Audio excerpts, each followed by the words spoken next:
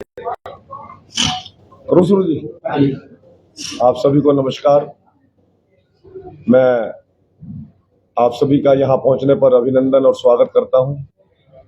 और मेरे साथ भारतीय जनता पार्टी के हमारे प्रभारी आदरणीय रिचपाल शर्मा जी, मीडिया देख रहे हमारा नरवाड़ा का भाई तागड़ा जी, हमारे नगर पालिका के पूर्व चेयरमैन आदरणीय सेठ भगवान दास जी, लाला हंसराज जी समेत और हमारे बहुत ही स्वानी साथी मीडिया के सारे काम साथी यहाँ पर उपस्थित हैं। मैं आप सभी का यहाँ आभार प्रकट करता हूँ क्योंकि चुनावी रण क्षेत्र के अंदर आपकी व्यवस्थाएं हमसे भी ज्यादा है। हमें तो केवल एक टारगेट को लेकर चलना पड़ता है, आपको पूरा चुनाव देखना पड़ता है। तो आपकी व्यवस्थाओं को समझते हुए कुछ मैं 2-3 बिंदु है जिनका वार्ता करने के लिए मैंने आपको निवेदन किया है और मेरे निवेदन पे आप यहाँ पहुंचे, मैं आपका आभारी हूँ। हमारे नरवाड़ा विधानसभा का चुनाव शांतिपूर्वक संपन्न हो। सभी मतदाता से मैं अपील करता हूं कि अपने मत का उपयोग करें, क्योंकि लोकतंत्र के अंदर हमारा सबसे बड़ा उत्सव है ये। एक दिन का ये उत्सव यदि हम इसमें हिस्सेदारी नहीं लेंगे तो हमें फिर 5 साल के बाद मौका मिलता है। और यदि सभी मतदाता, सिलेक्शन कुछ भी हो सकती है, निर्णय कुछ भी हो सकता है, परंतु मैं सभी से मतदान की अपील करता हूं। और सरकार ने भी और चुनाव आयोग ने भी अच्छी व्यवस्थाएं की होंगी ऐसा मुझे लगता है, क्योंकि हर बार चुनाव आयोग और सरकारें जो भी हो वो करती हैं और हर प्रकार की सुविधाओं को मतदाता के ख्याल करती हैं। मैं सभी मतदाता बंधुओं से, बहनों से, भाइयों से अपील करता हूं कि मतदान अवश्य करें। दूसरा, भारतीय जनता पार्टी के प्रत्याशी के तौर पर हमने कुछ चीजें तय की हैं और हम आपके माध्यम से लोगों को ये विश्वास दिलाना चाहते हैं कि नरवाड़ा विधानसभा क्षेत्र 90 के 90 विधानसभा क्षेत्रों में कहीं भी किसी मामले में भी हम उसको पीछे नहीं रहने देंगे। डेवलपमेंट की जहां बात है तो हमारी आज के दिन सबसे बड़ी जो समस्या है, इसी रोड पर जो ये फ्लाईओवर रेलवे का पेंडिंग पड़ा है, अधूरा पड़ा है, इसको प्राथमिकता के आधार पर इसको हल किया जाएगा, क्योंकि पूरे शहर का आवागमन इस पुल का सुगम करता है। और हमारा जितने व्यापारी केंद्र है, चाहे हमारी नई अनाज मंडी है, चाहे हमारा ओल्ड फोर्ट रोड है, चाहे पुरानी अनाज मंडी है और लोहा मंडी है, सारी व्यापारिक स्थल इसी फ्लाईओवर से जुड़े हुए हैं। और मेरे ही माननीय मनोहर लाल जी अभी 4-5 दिन पहले मेरे पक्ष में मतदान की अपील करने के लिए आए थे, तो उनको हमने सभी लोगों ने मिलकर ये बात उनके संज्ञान में लाई थी, क्योंकि ये शहरी विकास मंत्रालय और रेलवे और PWD से मिलकर ये काम होने वाला है और उन्होंने इसका संज्ञान लेने की शुरुआत भी कर दी।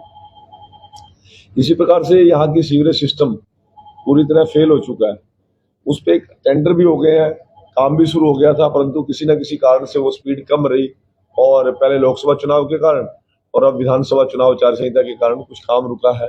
इसको भी हम प्राथमिकता के आधार पर नरवाड़ा की जो सबसे बड़ी प्रमुख समस्या है इसको निपटाने का काम करें। नरवाड़ा के कुछ क्षेत्र के अंदर, शहर के अंदर पीने के पानी की कुछ समस्याएं बहुत भयंकर है और जिसमें स्वयं मैं भी भुगतभोगी हूँ आजकल। तो इसको भी हम प्राथमिकता से जो भी व्यवस्थाएं बनेगी और जितना भी बजट बनेगा, हमने मनोहर लाल जी के नॉलेज में ही दे दी, शहरी विकास मंत्रालय उनके पास है, तो वो उन्होंने कहा कि इसका प्रपोजल तैयार करके बेदी जी आप भिजवाने का काम करें। हम इसको भी प्राथमिकता के आधार पर पीने का स्वच्छ जल पानी लोगों को मिले, इसको भी हम प्राथमिकता के आधार पर लेंगे। एक मेरे गांव छोटा कड़ौदा का एक बेटा एक्सीडेंट में डेथ हुई और मैं बाई चांस ली बद्दोवाल टोल पे वही आसपास था जब एक्सीडेंट हुआ, तो उस बेटे की डेड बॉडी, जब तक तो मैं डेड नहीं कह सकता तब तक तो उसमें सांस थे, परंतु जब उसको हम एम्बुलेंस में 112 को फोन करके लेके यहाँ हॉस्पिटल में आए, मुझे तो पहली बार वहां जाने का मौका मिला रात को 11:30 बजे, तो वहां की व्यवस्थाएं देख के मेरा मन बड़ा खिन्न हुआ।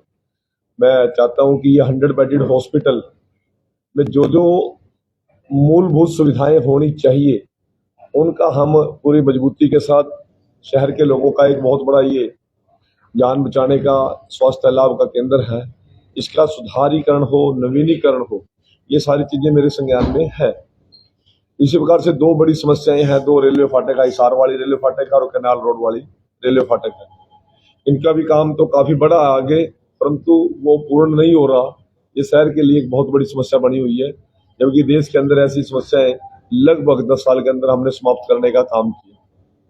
उसके बाद शहर के जो व्यावसायिक हैं मुझे जहां तक जानकारी मिली है पिछले लंबे समय से कारोबार में कुछ गिरावट आने की वजह से लोगों ने प्लान शुरू किया। जैसे पतराम नगर है, वहां से तो लगभग 20% लोग यहाँ से शिफ्ट ही हो गए हैं। हो सकता है कि अपने कारोबार बढ़ाने के लिए अन्य कारण भी हो सकते हैं, परंतु नरवाना का व्यापारी किसी यहाँ की मूलभूत सुविधाओं की वजह से शिफ्ट करे, ये हमारे लिए कोई अच्छी निशानी नहीं है। इनकी ओर भी हमें ध्यान देने की बहुत जरूरत है। यहाँ का व्यापार बढ़े और यहाँ की मूलभूत सुविधाएं बढ़े, इस सभी को लेकर मैंने आज आपके सामने ये विजन रखा है। अब मैं ग्रामीण क्षेत्र की बात करूं तो ग्रामीण क्षेत्र के अंदर पब्लिक ट्रांसपोर्टेशन का कोरोना काल के बाद काफी दिक्कतें बच्चों को, महिलाओं को, युवाओं को, कॉलेज गोइंग को, स्कूल गोइंग को बड़ी समस्याएं आती हैं। उसका भी बड़ा मुद्दा है मेरे सामने, उसको भी ठीक करेंगे। और बहुत से गाँव के अंदर पीने के पानी की भी एक अलग से समस्या खड़ी हो गई है, तो वो विषय भी मैंने बड़े हाई लेवल पे उसकी प्लानिंग बनाई है। और खेल के मामले में नरवाना की जो धरती है, ये युवाओं की धरती है, खिलाड़ियों की धरती है। केवल नवदीप स्टेडियम को छोड़कर पूरे नरवाना विधानसभा क्षेत्र के 61 बड़े गांव हैं, उनमें कोई बहुत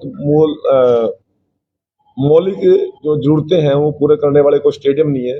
मेरी प्राथमिकता रहेगी कि उन स्टेडियम्स को एक इतना इंफ्रास्ट्रक्चर दें ताकि यहाँ से ज्यादा खिलाड़ी पैदा हो सके।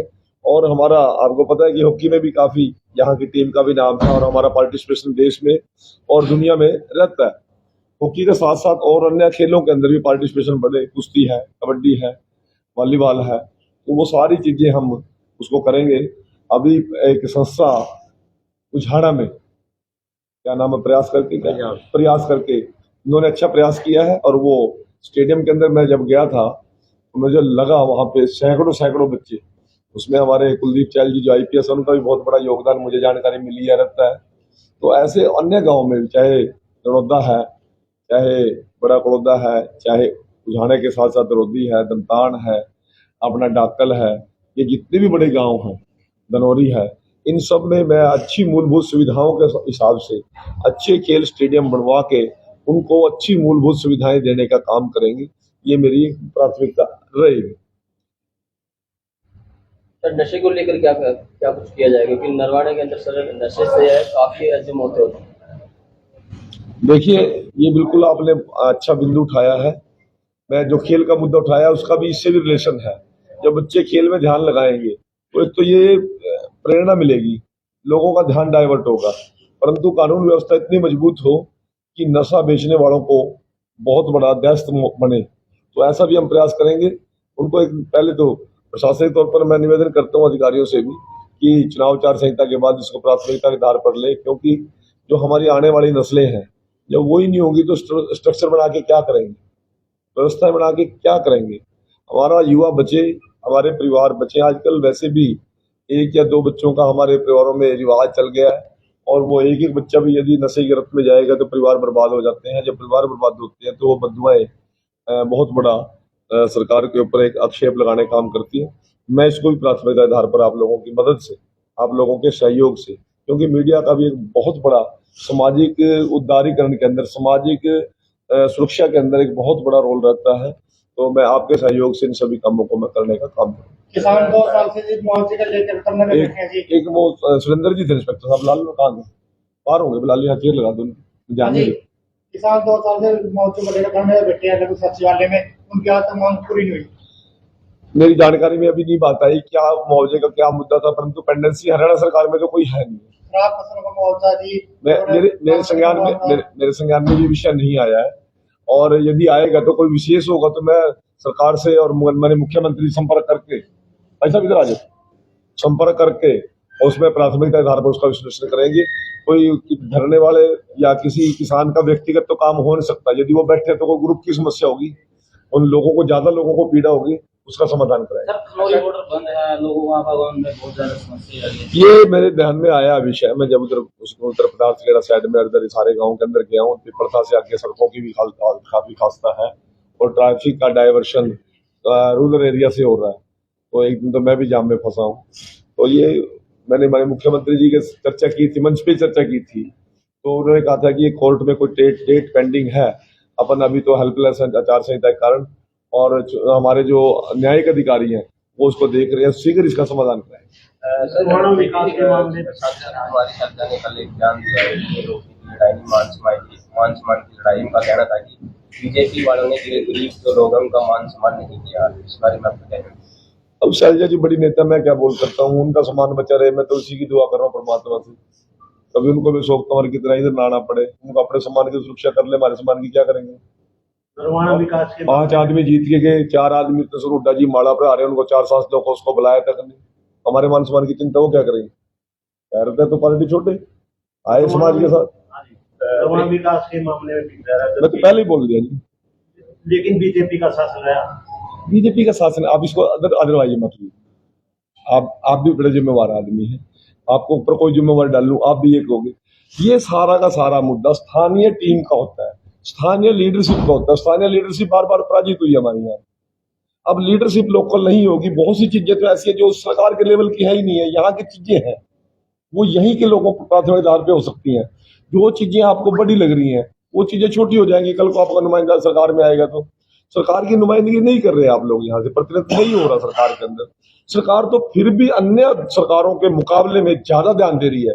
आप देखिए ना, पिछली सरकारों में क्या होता था, इस प्रकार का क्षेत्रीय भेदभाव होता था, चुन चुन के इलाकों के अंदर बिजली बंद की जाती थी, नहरी पानी बंद किया जाता था विपक्ष के हल्कों में, तो और नौकरियों में भेदभाव किया जाता था, सबसे निकम्मे अफसरों को उन हल्कों में लगाया जाता था। और आप लोगों को मैं ये बताना चाहता हूँ कि इस बात को सरकार को घेरने की बजाय आपने मतदाता को प्रेरणा देनी चाहिए कि जब देश के अंदर सरकार जो चल रही है, जो प्रदेश में सरकार चल रही है, उसका साथ देने की बजाय आप अलग लाइन पकड़ रहे हो। फिर भी सरकार ने तो इतना बजट नरवाना के लिए दिया, सारी मूलभूत प्राथमिकता यहाँ पर दी, और मैं मंत्री रहते हुए 200 चक्कर तो मैंने भी मारे होंगे। खनौरी वाला ये दोधी वाला किसकी सरकार में हुआ है, बिस्मिल्लाह महेंद्र किसकी सरकार में हुआ है। आप नहीं समझ रहे, सरकार का कोई पैरवी तो करने वाला हो ना। आपके पास भी 1000 काम है, मैंने आज निवेदन किया तभी आप आए ना जी। आपके लिए टाइम तय किया, आपसे रिक्वेस्ट की, 20 लोगों ने फोन भी किए होंगे, नहीं तो पत्रकार तो आप भी हो, आप भी क्यों आएंगे। यहाँ की नुमाइंदगी को लेके जाने वाला आदमी तो नुमाइंदगी करे ना। 10 साल तो पृथ्वी जी हमारे विपक्ष में रहे बेचारे प्योर। अब गठबंधन की सरकार थी, हमारे रामनिवास जी के साथ किस प्रकार का व्यवहार जननायक जनता पार्टी ने किया, वो भी आप लोगों से छुपी हुई बात थोड़ी है। चेयरमैन से हटा रहे, इस प्रकार से उनको अपमानित करने का काम किया, कुछ छुपी हुई बात नहीं है। सरकार में इतनी बड़ी लीड से जीतने वाले आदमी को सिर्फ एक चेयरमैन बना के छोड़ दिया, जो लोग कुछ भी नहीं थे उनको उससे बड़े बड़े पद दे दिए। जेजेपी ने कोई कसर छोड़ दिया क्या यहाँ पे, हमारे प्रतिनिधि का अपमान करने का काम किया। आज बीजेपी जी बड़े नेता यहाँ पर आए हैं, तो एक चर्चा आजकल जो सामने आ रही है कि जब बीजेपी जीत जाती है तो अगर सीटें कम है तो इनेलो से विलय करेगी, तो इस बारे में क्या कहना है? कभी किसी बड़े नेता ने कोई बयानबाजी इनेलो के खिलाफ? मुझे नहीं पता आपके पास कौन सी जानकारी है, मेरे पास तो कोई जानकारी ऐसी है नहीं। सर 90 विधानसभा में नरवाना एक ऐसा हल्का है जहाँ पर एक निजी व्यक्ति जो हरचंद सरदार है, नरवाना एक गड्ढे भरने में अपना प्रयास कर रहा है, तो ऐसे में आप की जानकारी निर्माण तक है। मेरे पास 22 के 22 जिलों में ऐसी संस्थाएं, ऐसे सामाजिक संगठन, ऐसे इंडिविजुअल व्यक्ति, ऐसी समाज सेवाएं बहुत करते हैं। हमारे शाहबाद में एक 500 यूनिट हर 3 महीने के बाद हम ब्लड देते हैं। कोई भी व्यक्ति 10 किलोमीटर के अंदर एरिया में फोन करेगा, चाहे मैं घर में बैठ के फोन करूंगा, मेरे पास 50 आदमी है तब भी खाना जाता है। वो ये नहीं कहते कि आप तो कोठी वाले हो, आपने खाना कोई मंगा लिया। गरीबों को कंबल बांटते हैं, और उन्होंने 30,000 से ज्यादा एक्सीडेंटल केस को पीजीआई में एडमिट किया है। संस्थाएं बहुत काम कर रही हैं। हमें जहां पे गया, मैं खुद मिल के आया उनसे, हरचंद सिंह जी से, और मैं विशेष तौर से इसी बात के लिए मिल के आया, मैं उनका आभार प्रकट करके आया हूँ। उनके दामाद एक्शन है, वो मेरे दोस्त है, उनकी बेटी प्रोफेसर है, मैं पहली बार उनसे मिला हूँ, और ये अप्रिशिएशन की काम है। हमें भी कोई ना कोई इस प्रकार का काम, चाहे हम पत्रकार हैं, चाहे हम राजनीतिज्ञ हैं, चाहे कोई अधिकारी, हमें भी ऐसे कोई ना कोई काम लेना चाहिए। एक काम दिमाग में पकड़ के बैठना चाहिए, हमें उसमें लग जाना चाहिए। इसमें क्या बात है, सारा काम सरकार करेगी संभव ही नहीं है। सरकार आपकी आ जाए, चाहे मेरी आ जाए, चाहे किसी की आ जाए, कुछ सामाजिक काम तो सामाजिक लोग ही करते हैं, और ये अच्छी बात है। पूर्व केंद्रीय मंत्री का कल बयान है, जैसे आपका नाम आया कि आप नरवाना से चुनाव लड़े, कह रहे हैं उनको तो मैं जानता ही नहीं, मेरे को पता ही उनका नाम क्या है। कौन है? पूर्व केंद्रीय मंत्री वीरेंद्र सिंह जी ने कहा था। ये वीरेंद्र सिंह जी कांग्रेस में, मैंने उनसे क्या जान पहचान करने, ये क्या कोई सवाल थोड़ी है ये। वो नहीं जानते, बड़ा आदमी है, बहुत बड़ा आदमी है। हम तो जब पैदा नहीं हो, जब वो राजनीति में थे, मैं उनको क्या मुकाबला कर सकता हूँ उनका। एक जी ओके। भाजपा भूपेंद्र सिंह हुड्डा की 2 लाख नौकरियों की कह रहे हैं जी, तो आपकी तरफ से क्या? हाँ देंगे 2 लाख नौकरी पर। किलोई संघ की तो बाहर तो कौन देना, नरवाने वाले क्यों वो पानी ला रहे हैं, उनके वास्ते तो कौन है भाई। ये तो वो ग्राउंड है, वो सारा दिन उड़ा को चलेगा। बड़ौदा में को, दुनौदा में को, अमरगढ़ में को, फ्रैंड में को, धुलिया में को, द्रौपदी में को, सारा दिन उड़ा को चढ़ चढ़ा कर जाकर दूध की बाल्टी तो उड़ी किलोई संघ बन रही है। पहले कितना कर दी थी तो चौटाला साहब के टाइम के बाद कौन सी नौकरी लगी है? वो तो नौकरी मनोहर लाल जी की ने दी है और पॉलिसी के तहत दी है। किसी को परेशान नहीं किया, जो काबिल बच्चे थे उनको हमने रोजगार देने का काम किया। आज तीसरी बार हरियाणा में सरकार इसी आधार पे बनेगी और इसी आधार पे बनने जा रही है। और नरवाना के अंदर भी एक बहुत बड़ा वोट बैंक जो मनोहर जी की सोच थी उसके कारण तैयार हुआ है। आज किसान को मुआवजे की बात है, घर बैठे उनको सब चीजें मिल रही है। एमएसपी देने वाला कोई प्रदेश है क्या देश के अंदर? मैं तो चैलेंज करता हूँ इस बात को। करे ना पंजाब वाले, शुरुआत तो एमएसपी की वहां से हुई थी, वो क्यों नहीं बोल रहे? करे ना दिल्ली वाले, क्यों नहीं करते? हिमाचल वाले क्यों नहीं करते? अपने कर्नाटका में जाके नहीं, सिर्फ बयानबाजी करेंगे। ये नायब सैनी जी ने एमएसपी देने का जो वादा किया है, वादा ही नहीं किया, उसको कानून बना दिया और साथ में ये भी कह दिया कि 24 घंटे के अंदर हम आपके अकाउंट में पैसे भी डालने का काम करें। हुड्डा जी तो ये भी कह रहे थे कि ऑनलाइन पेंशन हो ही नहीं सकती, जो हम दीजिए मैं कर जाता 2.5 साल पहले कर जाता। हमने 13 महीने में करके दिखाई कि नहीं। जो वृद्धावस्था सम्मान पेंशन आज मिल रही है, वो उस समय अपमान पेंशन की 6-6 घंटे बुजुर्ग लाइन में लगते थे। जिंदा की भी पेंशन खाते थे अधिकारी कर्मचारी और मरे की भी खाते थे। 1,86,000 फेक पेंशन, मैं उस मंत्रालय का मंत्री था, मैंने पकड़ी है फेक पेंशन। एक एक आदमी की 3-3 जगह पेंशन और एक बुजुर्ग ऐसे थे जिनको आज घर में फोन आता है जी अपने कागज पूरे कराओ और आपकी एज होगी पेंशन ले जाओ। आपको हजारों उदाहरण में दे सकता हूँ। इन लोगों ने काम किया होता तो हमारा नंबर कौन पढ़ने होता भाई? हमारा नंबर नहीं पढ़ने होता। इतने बड़े बड़े जुगाड़ ले रहे थे, हमारा नंबर तभी पड़ा, इन लोगों ने काम नहीं किया। एक शैलजा जी की एक वीडियो वायरल हुई थी, भाई दिल तो बड़ा है लेकिन दुखता भी है। आप सभी को पता है, मेरे से ज्यादा पता है। मैं नहीं कहना चाहता, हमारी बहन है, बड़ी है, नेता है, मेरी केंद्रीय मंत्री है, अब वर्तमान में सांसद है और बहुत अच्छा उनका स्वभाव है, बहुत अच्छा नेचर है, ठीक है जी। तो मैं उनके बारे में क्या कह सकता हूँ, परंतु एक बात जरूर कह सकते हैं, जब अशोक तंवर जी, मैं मंत्री था, अशोक तंवर जी को अपमानित करने का हुड्डा ने काम किया तो सबसे पहला बयान मेरा आया था चंडीगढ़ से। और यदि आगे कोई ऐसे हुड्डा जी ऐसी शरारत करते हैं तो हम साथ खड़े होंगे। आपने एमएसपी पर फसल बिकने की बात कही थी, लेकिन वो एमएसपी कागजों तक सिमट कर रह जाती है, एमएसपी से कम बिकती है फसल। इसके बारे में क्या कहना? कोई उदाहरण है आपके पास? हाँ जी, धान बिकती है जी। अरे आप लेके आओ ना मेरे पास। हाँ जी, हम मेरे पास एक उदाहरण लेके आज ही कार्रवाई कर देंगे। यदि अभी तो धान बिकी नहीं जी। ये तो आपको बात ही नहीं, जब आपका प्रूफ ही नहीं कोई आया भाई, कोई अथेंटिक 10 साल में जी ये एमएसपी तो अब तो नायब सैनी ने घोषणा करी, आप कह रहे एमएसपी। आप पहले गेहूं उठा कर देख लो जी, पहले आप स्टडी कर लीजिए, स्टडी करते हैं हर रोज। कोई तो प्रूफ ला के देना। वैसे तो मैं कुछ भी किसी पर आरोप लगा दूंगा, कोई किसान ये कहे कि मेरी एमएसपी से कम पे फसल बिकी, ठीक है, हम करेंगे। कच्ची निकाल ले जाओ तो मंदी बिकेगी। अब वो तो वो अपनी बात करना जी, मैं ये कह रहा हूँ आपके पास कोई ऐसा प्रूफ है तो दीजिए, हम कार्रवाई करें। सर, नरवाना विधानसभा की क्या क्या मुद्दे लेकर चल रहे हो? मैंने सारे आपको बता दिए। बहुत बहुत धन्यवाद।